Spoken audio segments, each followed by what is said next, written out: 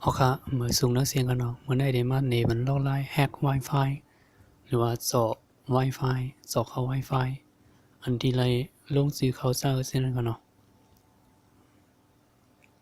เมื่อนั่ง Wi-Fi to Wi-Fi 3 Gbps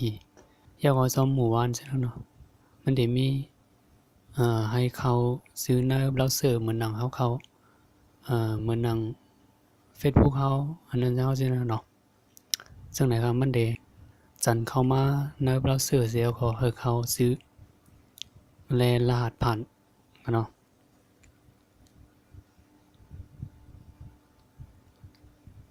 Wi-Fi ได้เชื่อมต่อระอยู่ค่อยก็เฮาเรียนไรสีเมียวกันเนาะมันปันเรียนสีเมียวบ่ไปผ่านขั้นตอนได้กันเนาะเอาค่าซ้ำกำไรเฮาได้มาซ้ำแฮกเขาด้วยว่า2มันได้ไรเนาะมีคนเจออยู่หลายเกาะอยู่เลยมีคนเจอมอก3-4เกาะขึ้นกว่าแน่เนาะคนเจอก็มีนำอยู่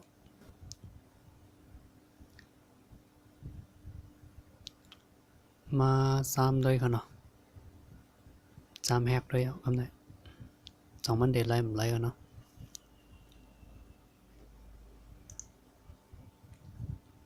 เข้าไปนี่นึงที่ในอำนี้พันไรกันเนาะ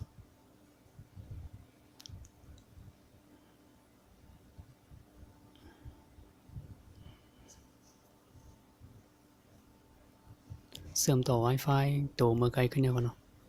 อันนั้นเป็น Wi-Fi ในหมู่บ้านที่ตลาดหิมที่เฮาอยู่ในกันเนาะ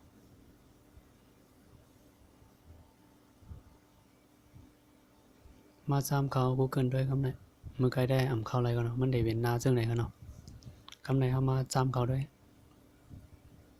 ถึงคำหนึ่งว่าเสียเฮาแฮกแล้วกันเนาะ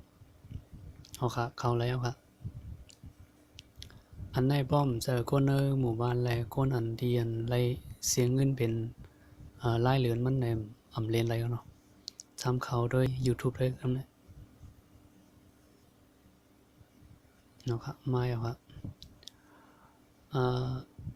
เน็ตมันแห้งแห้งในตัวเนื้อสูงมันกันเนาะ825 977